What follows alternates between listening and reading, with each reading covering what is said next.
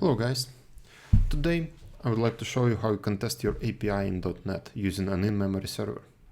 The plan is the following. First, we will create a minimal setup required for testing. Then we will write a couple of basic tests. I will show you how you can structure those tests in a real project. And in the end, we will take a look at a more complex example of how you can mock your services within your DI container. And why would you want to mock things within your integration tests? And before we begin writing code, I'm going to mention a few things. I'm going to use command line as much as possible because it's universal, it's the same on every platform. It doesn't matter what you use. If you use Visual Studio, if you use Rider, if you use Visual Studio Code, Notepad, Windows, Linux, Mac, it doesn't matter. Those commands should be the same everywhere. I want to mention that I'm using .NET 6. So this is the latest LTS. I hope this video is going to stay relevant for a couple of years. Okay, let's start coding. I'm going to quickly create a repository. You will be able to find the link to this repository in the video description. We will need a solution. .NET new solution. And we will need two projects. One of them is going to be our web project. It's the most basic template available to us. It's only one endpoint. It uses minimal API, returns hello world. This is going to be more than enough for us to understand the basics. I'm going to extend it a little bit later in the video. And you can check out the CSproj file just to make sure that you created the same thing. I'm going to quickly add it to the solution. And now I'm going to create testing project. I'm going to use XUnit here. But you can use whatever you want, because creating an in-memory server is not actually dependent on your testing framework. It's a separate library provided by Microsoft. And now I'm going to add this project to the solution as well. There it is. This is the simple test that comes with the project, with the template. This is the CSproj file of XUnit template. And this is our solution file. This is what it's going to look like in the end. And it should look roughly the same for you. It doesn't matter if you used Visual Studio, if you used Rider, the solution file is going to be the same. Before we continue, let's actually try to run our API just to make sure that it's working.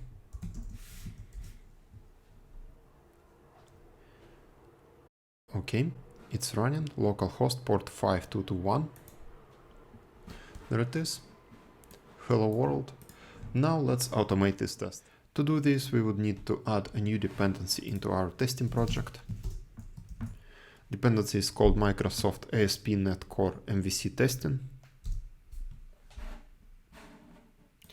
And this dependency is what actually allows us to create an in-memory server. So it's going to look something like this. New web application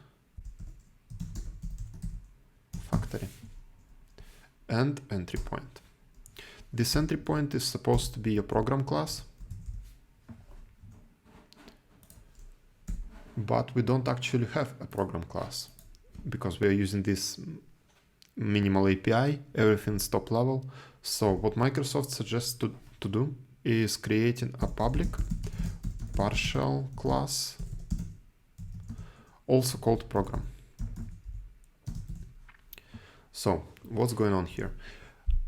No matter what, even if this line does not exist here, this file is going to be compiled into a private class called program. By doing this, by adding this line, you trick it into compiling into a public class.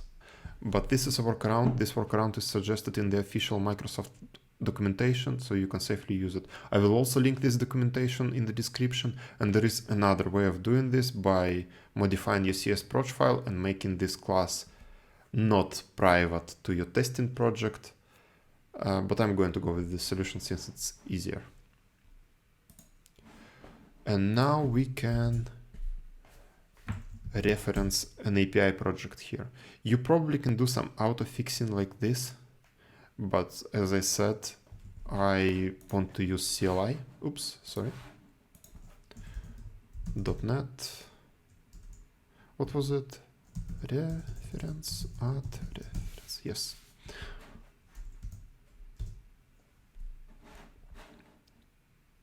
By doing this command, I added a reference into integration test csproj, and now csproj is aware of our web API project. This is going to create an app for us, and it should be await using, because this app is actually disposable, async disposable, and you probably should dispose of it in a proper way in your real world application. We need to make this test async, import, and now we need to create our client. So this creates an application. Our application is running right now in memory when we run this test. Now we need to create a client, an HTTP client that can call this application. Again, using, because this client is disposable. App, create client. And now we can do something like this, var response await client get string async, and let's call the root endpoint. String async is going to return to us the body of the response represented as a string. So for us, it's going to be just a hello world.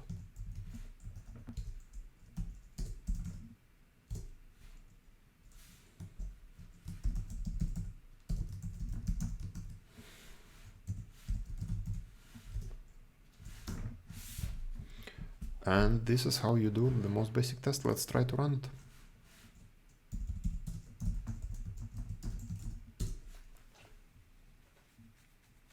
If you're using a VS Code, Visual Studio, Rider, you probably have a run button right here, right next to the test.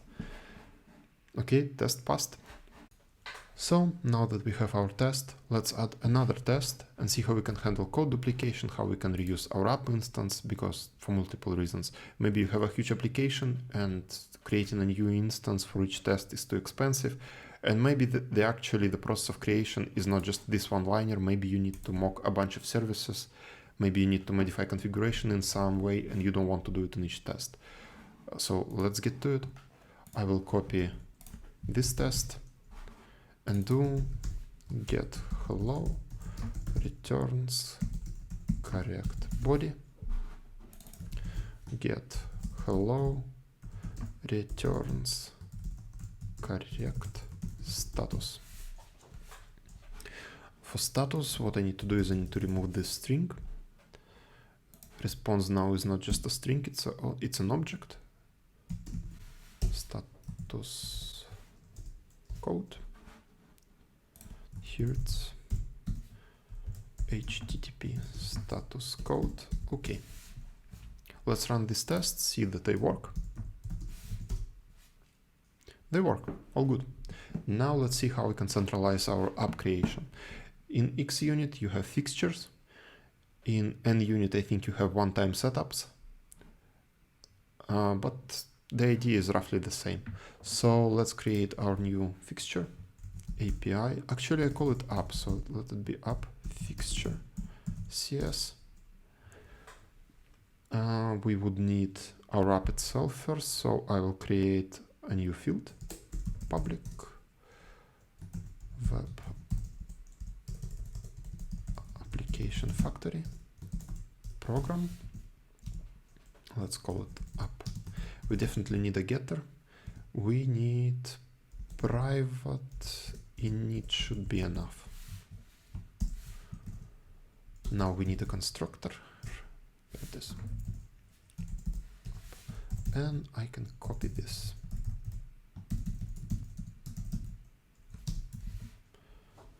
Okay. And as I mentioned before, app is disposable, async disposable, so let's implement it because again, you really want to dispose of it. There it is. Return app dispose async. Okay, all good. Now, to inject this fixture into our test, we need to implement an interface. I class fixture, and it's going to be an app fixture. Now, we need a constructor, and this constructor should accept app fixture. The test itself, they don't need to know about your application, they only need the client. So what I'm going to do is I'm going to create another field, private, read-only, HTTP client. So, and here I'm going to set it inside of the constructor. Client equals app fixture, app, create client. Now I can change it here. I can remove these lines of code. Same for this test, and change for a different client. Now let's try again. All good, our tests still work. We removed all of the noise from our testing class. We only have actually important logic for us, making the call and asserting it. Usually you have some arrangements, but not in this case. In this case, we really simplified the tests. It's really easy to read them, really easy to understand what they do. I would also like to mention that I said before that client is disposable, but I'm not disposing of it right here. And to be honest, I'm not doing that in my production applications. So keep it in mind, but I wouldn't worry about it too much. Okay, let's continue to a more complex example and see how we can mock our services. First of all, why would you want to do it? Let's say you have an SMS service that sends messages. First issue is that each message costs money.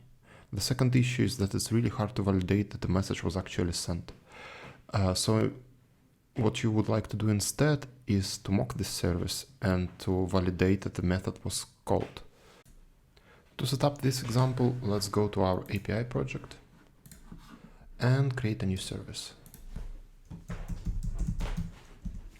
SMS service.cs. This is going to be an interface. It's going to have one method that's going to return a task. So this method is going to be called send. It's going to accept a phone number and let's say a message. Now we need an implementation for this.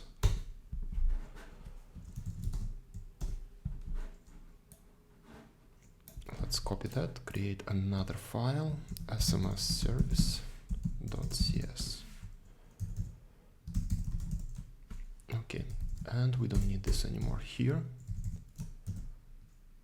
All good. Now we need to add a new endpoint. This endpoint is going to be, let's say, app map post. That would be, let's say, a user. Let's create a user. User. It would need an SMS service. And from body, it would accept a post user request. We are going to create it in a second. Actually, let's just drop this file and create it first. New file, requests, post user request.cs, a record. So it's going to have, let's say, string first name and int number, which is going to be a phone number. This is all we need for now. Post user request import, and let's just call send.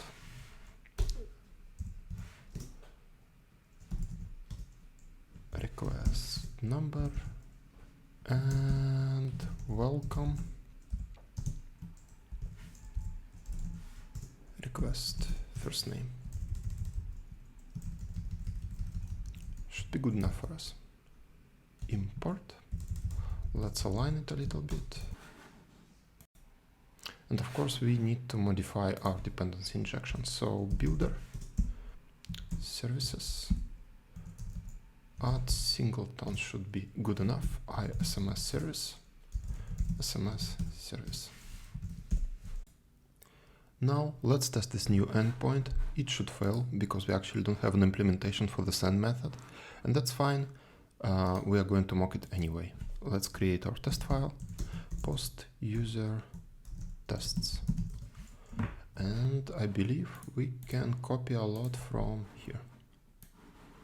And one test. Now let's actually arrange a request. Post user request. It's going to be nick and any number. We don't really care here. We are going to post as JSON to user endpoint request. We are not going to assert the body, so post user returns not correct, but let's do 200 status. Response status code HTTP status code. Okay, and let's try to run this test.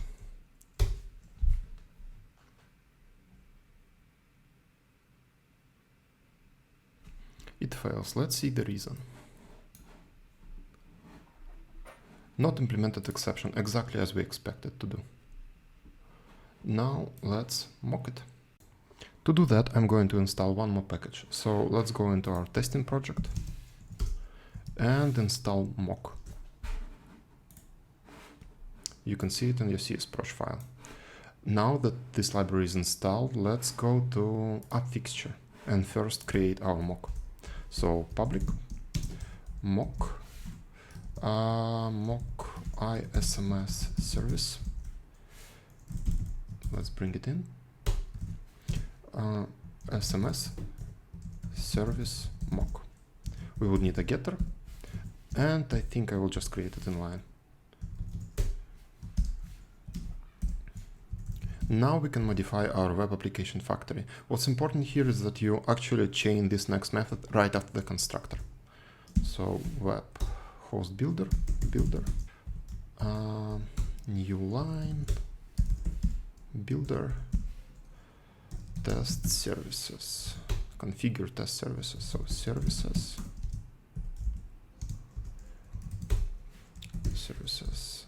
add singleton, and it doesn't matter if it's a singleton, if it's scoped, it's just going to replace it. ISMS service, SMS service mock object. That's it, the entire setup for mocking our object. Let's try to run our tests again. Sorry. .NET test filter post user. And it's working now, because it's not actually calling the real SMS service user that doesn't have an implementation. Instead, it calls a mock. And this mock kind of provides us with some default implementations that just return tasks. Now let's actually verify that send method was called. So we can go to our test, we can get here. And what we would need to do is we would somehow need to get access to the SMS service mock. And we can easily do it here. So next line is going to be private read-only mock again, SMS service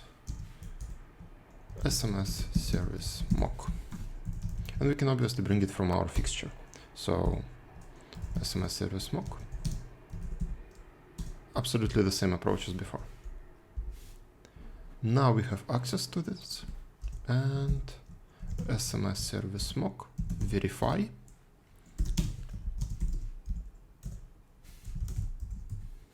It send was called with first a number, so request number, then a message.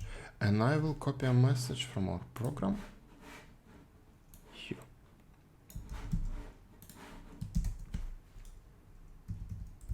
And it should be called times once. I prefer to have it on multiple lines, so here, here, here. All done. Let's run this test again. Still passes, and now we are sure that this mock was called. Now let's add one more test and talk a little bit about issues and code organization. So I'll just copy the same exact test and I'll just name it double. It doesn't matter for this example. So let's run the tests again, and they will fail because now this send method was called twice. What we can do here, we need to actually reset our mock. So this is going to look something like this: SMS service mock calls invocations clear. And now the test should work. But imagine you have a lot of different endpoints that might use this service mock. Let's say you need to send an invitational SMS, then you need to send some one-time passwords, and all of them are going to call this SMS service, and you need to clear them in every single test file. So let's see what we can do here. I would suggest using a base test class like this. So base test.cs. Yes, it's going to be just a class. It's going to accept app fixture as well. And it can reset it for us. So app fixture SMS service mock invocations clear. And you can reset your mocks here in case you have even more of them. Now, as we are going to use this as our base test, we can also extend it a little bit. So we can do protected, read only, and HTTP client. We can actually bring it here. Client equals create client. And we can also bring our SMS service mock here. So I will just steal it from here.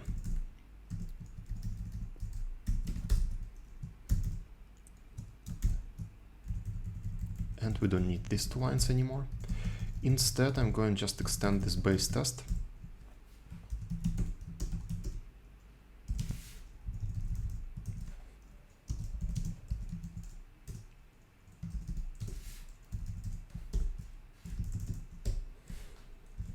And we don't need to create this client. Did I make it? Protected. Let's bring mock here. And let's set it.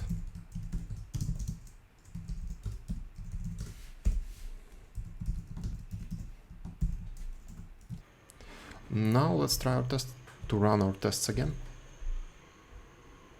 They still pass. And we can do the same to our initial testing class right here. So base test. We don't need client here anymore. We don't need this. We just need to call the base constructor. So you see, we made this class even simpler. Let's try to run all of our tests without any filter. And everything still works. We reuse a lot of our code. I want to also say a couple of words about code organization. You probably should structure these tests by your models, by entities that your project has. So for example, user folder. And we need to move this test there.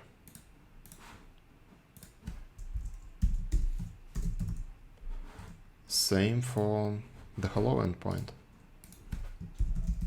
Hello is kind of a stupid entity, but this is a test example.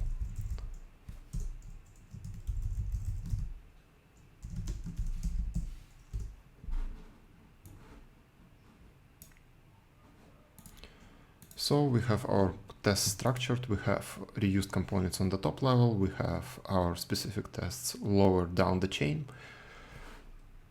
This is what I would recommend you doing. And also this factory, it's going to get quite big. So what you can do is you can actually extend this class and override some methods on it. I'm not going to do this example here because this video is already quite long, longer than I would like it to be, but I will link an official documentation. There is a clear example on how to do it. I hope this video was useful. If you have any questions or feedback, please feel free to leave a comment. This is my first video, so any feedback is appreciated. And as other YouTubers say, like and subscribe. Thank you, have a good day.